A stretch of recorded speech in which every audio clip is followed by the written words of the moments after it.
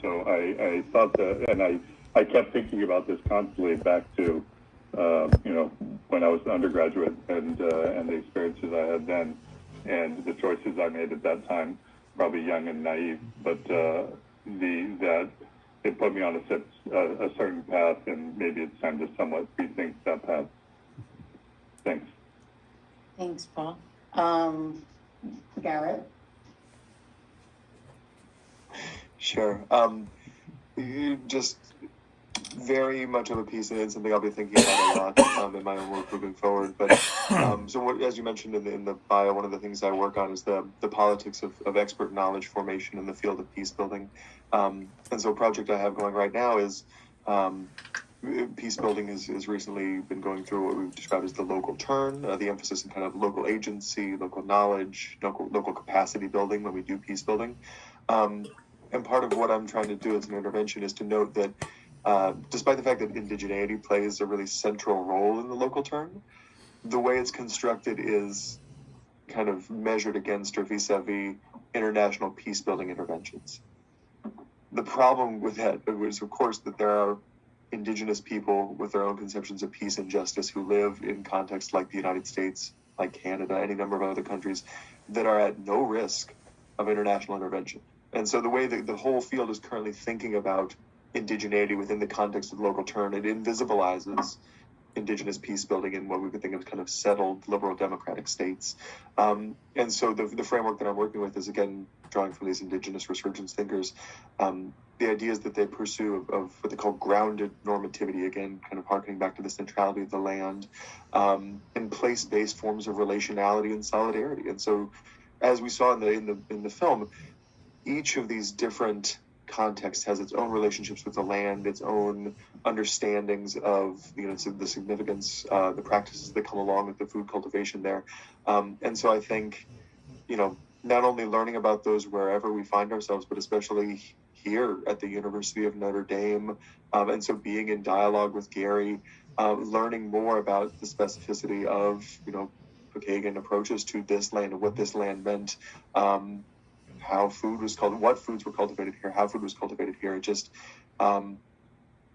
all comes back to that idea of when we think of grounded normativity, when we think of the place-based, it's this ground, it's this place. And so what does it look like to start forming those relationships? Thank you, Garrett. Gary? Oh, well, let's see. The movie, a lot of it was basically what I do. So from the chef, like I said, when we had the food summit, that we had 40 of the top indigenous chefs from the northern hemisphere attended, because we had people from all over this hemisphere attended this event. And the things like when the lady was gathering the plants and stuff with the kids, we do that. So relate with stuff. Kind of just how it just made me think like how they would talk about their past and stuff. One thing when I'm doing my garden out in the yard, I sit back and think we've been here for over 600 years in this area. Right here, we're in your campus area and everything. This was our home, and it still is. My wife is. We're both Pokagon Potawatomis. One usually in my garden I grow. We say Potawatomi for Potawatomi, but I grow Potawatomi corn. I grow Potawatomi watermelon. We know this watermelon appeared here 3,000 years ago, and we grow it. It's Potawatomis grow it. That's why I said we are the keepers of the garden. We have different Potawatomi beans. There's a nice red corn that we don't have no more, but the Peabody Museum has it, and they won't give us a kernel to try to send to a lab to get regrown. But just the ties to it. Like when I'm growing my garden, I can look outside, and I have a school right across the street, and the kids are looking out the window. I said, but they have a little bitty garden in the back, and I'm like, they don't realize that we're here. I live right up down the street from the portage. So that there's this show. It touches me, and I just can relate to everything in it. Like I said, like our food summit one, we don't know how we pulled that one off, but we had 40 indigenous chefs, 30 mentees came. Those chefs in our little tribal kitchen, we were serving 500 to 700 people at each meal in, foods that we butchered our own buffalo. We went out, we killed the buffaloes, butchered them. We had deer brought in through even from other states, but you're not supposed to do that.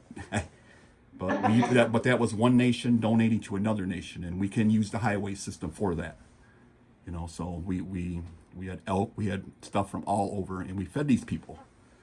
So that's how I can relate to that. And plus, I knew a few of those people because Indian country is a very small world, and if I don't know you, I mean, my cousin probably knows somebody that knows you. Yeah, I don't know. There's just so many things going through my head here and stuff, and I don't want to take up all the time. And just like I said, from here and stuff, and growing crops here, and restoring the Kankakee Marsh. We restored 2,000 acres of the marsh, of a 1,000,000-acre marsh. So yeah, that's how the show related to me in the good points and to the bad points that they hit. So every time I watch it, it touches me. So that's all I really have. And thank you. Thank you, Gary. And then last but not least, Erin.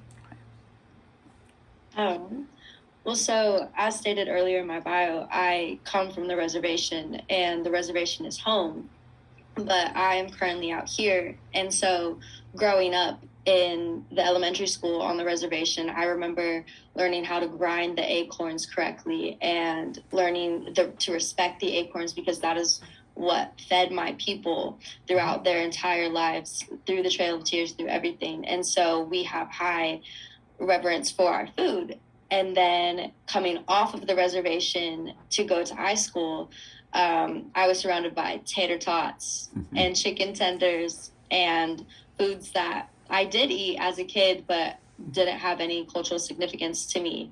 And when I come back to the reservation and work at the elementary school, there's no longer a need to learn how to grind the acorns or learn the reverence of food. And so I feel like by watching this film and seeing other tribes trying to regenerate their culture within their youth is something that my tribe is lacking, in an area where I can provide some sort of education in by watching this documentary and hearing from you all. So that is what I take away from this film and am inspired to do. Thank you so much, Erin.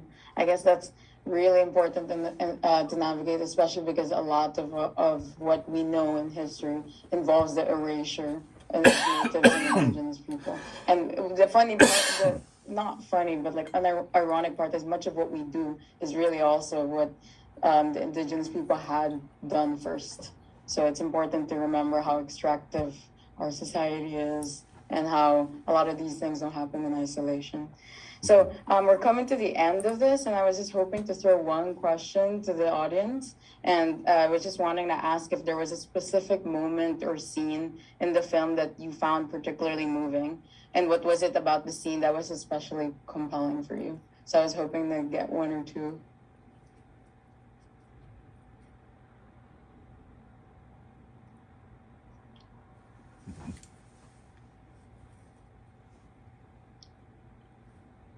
Yes.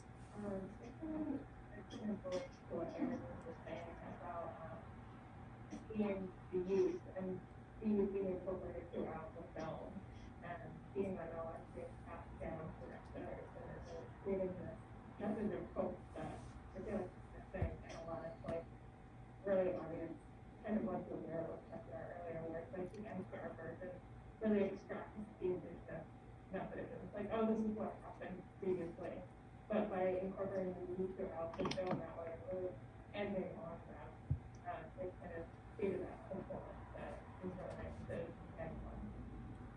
Thank you. Anyone? Tanasha? I also like how they have the stories in Malaysia. I think it's very important for people know that the indigenous nations are the same challenges that they face are not faced that we are also involved. So I think that the aspect of internationalizing and bringing in perspectives from around the world is very important.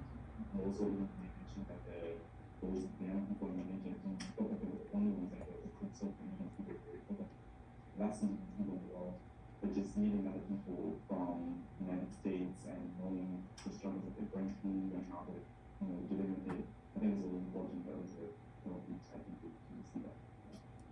Thank you, Tanisha.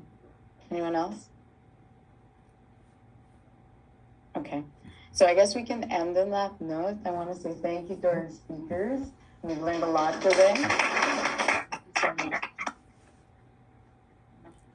I just wanted to end with a small note of that. I hope we remember that these stories and bring it with us always. I hope that this is a beginning for us to come into terms with our history and to know how much of what we have is due to so much of historical and current violence.